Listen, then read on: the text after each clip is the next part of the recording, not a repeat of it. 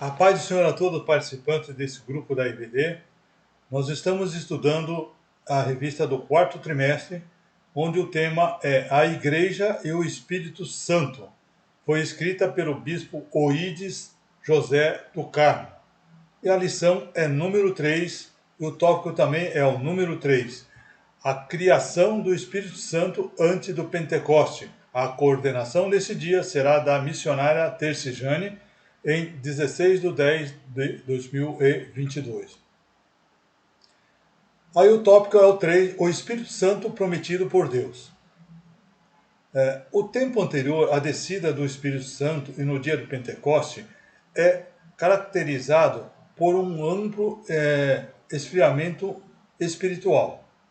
O esfriamento aconteceu entre aquele que estava mais envolvido com a leitura ou estudo das Escrituras e com o serviço do templo, que são escriba, fariseu e sacerdotes.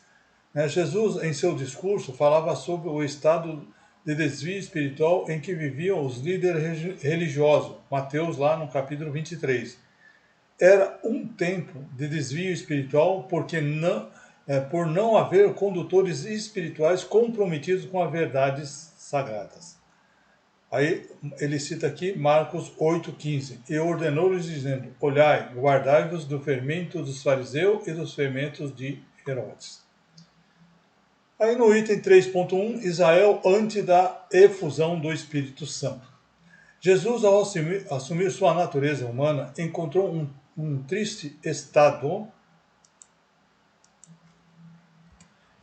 espiritual no mundo.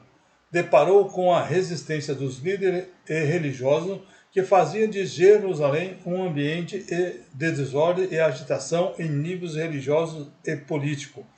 Faziam a leitura despreocupada e vazia da Bíblia.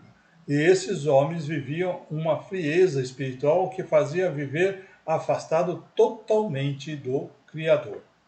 Aí no tópico do comentarista, o autor aqui comenta o contexto social político, religioso, social político, religioso, e Jesus revela a decadência espiritual. Muitos faziam parte de grupos político-religiosos, como saduceus, fariseu, herodiano. Foi um tempo marcado pela soberba, materialismo, interesse político, hipocrisia e legalismo. Aí o autor conclui que mesmo nesse ambiente conturbado e corrupto, o Espírito Santo estava ativo na vida de muitos que não desviaram dos princípios da Escritura Sagrada, permanecendo, sincero em suas práticas religiosas, temente a Deus, guardando a chegada do Messias e vivendo a sua vida reta e justa. Dentre eles, aí o autor cita aqui, João Batista, Lucas 1,15, porque será grande diante do Senhor e não beberá vinho, nem bebida forte, e será cheio do Espírito Santo desde o ventre de sua mãe. Maria, Lucas 1,36, e respondendo o anjo disse: descerá sobre ti o Espírito Santo e a virtude do Altíssimo te cobrirá com a sua sombra, e por isso também o santo que de ti há de nascer será chamado Filho de Deus. Isabel, Lucas 1,41. E aconteceu que, ao ouvir Isabel da saudação de Maria, a criancinha saltou no seu ventre, e Isabel foi cheia do Espírito Santo. Zacarias, Lucas 1,63. E Zacarias, seu pai, foi cheio do Espírito Santo e profetizou, dizendo. Simão, 1,25, Lucas 1,25. O correto... sim, eu coloquei aqui. O autor cita lá, de Simão, Lucas 1,25, mas o correto é Lucas 2,25, que havia em Jerusalém um homem cujo nome era Simeão, e esse nome era justo e temente a Deus, esperando a consolação de Israel, e o Espírito Santo estava sobre ele. Aí no 3.2, o Espírito Santo estava sobre Cristo. Só um minutinho, deixa eu salvar para não perder a alteração. O profeta Isaías havia profetizado que o Messias seria revestido do Espírito do Senhor e que repousaria definitivamente sobre sobre o rebento do trono de Jessé. Isaías 11, de 1 a 2. Porque brotará um rebento do trono de Jessé, e das suas raízes um renovo frutificará, e repousará sobre ele o Espírito do Senhor, o Espírito de sabedoria e de entendimento, o Espírito de conselho e de fortaleza, o Espírito de conhecimento e de temor do Senhor. Maria se achou grávida por obra do Espírito Santo, e Jesus crescia e fortalecia em espírito cheio de sabedoria. Lucas 2,40. O menino crescia e se fortalecia em espírito, cheio de sabedoria, e de graça de Deus estava sobre ele. Na hora do batismo em água, vemos a manifestação do Espírito Santo em forma de pomba sobre ele. Mateus 3, 16 a 17. E sendo Jesus batizado, saiu logo da água, e eis que lhe abriram os olhos, e viu o Espírito de Deus, descendo como pomba e vindo sobre ele. E eis que uma voz dos céus dizia: Este é o meu Filho amado, em quem me comprazo. Aí o Espírito levou Jesus para ser tentado no deserto. Lucas 4:1. E Jesus, cheio do Espírito Santo, voltou do Jordão e lhe foi levado pelo Espírito ao deserto. Esteve com ele em todo o seu ministério. Aí o comentarista aqui diz: o autor cita o bispo primaz Manuel Ferreira. O ministério de Jesus Cristo foi realizado no poder do Espírito Santo. Isaías 61:12.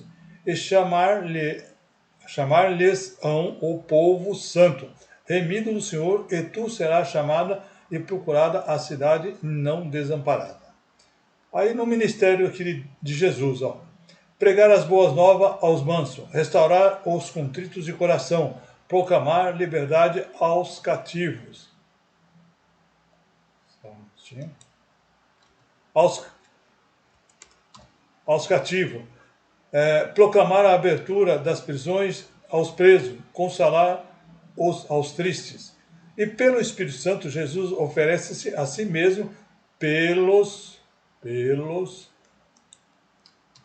nossos pecados na cruz do Calvário. Hebreus 9,14. Quanto mais o sangue de Cristo, que pelo o Espírito Eterno se ofereceu a si mesmo imaculado a Deus, purificará as nossas consciências das obras mortas para servir ao Deus vivo. Aí, só um minutinho, deixa eu puxar aqui. Isso. Para finalizar, o item 3.3. O mesmo Espírito que estava sobre Jesus está sobre a sua igreja.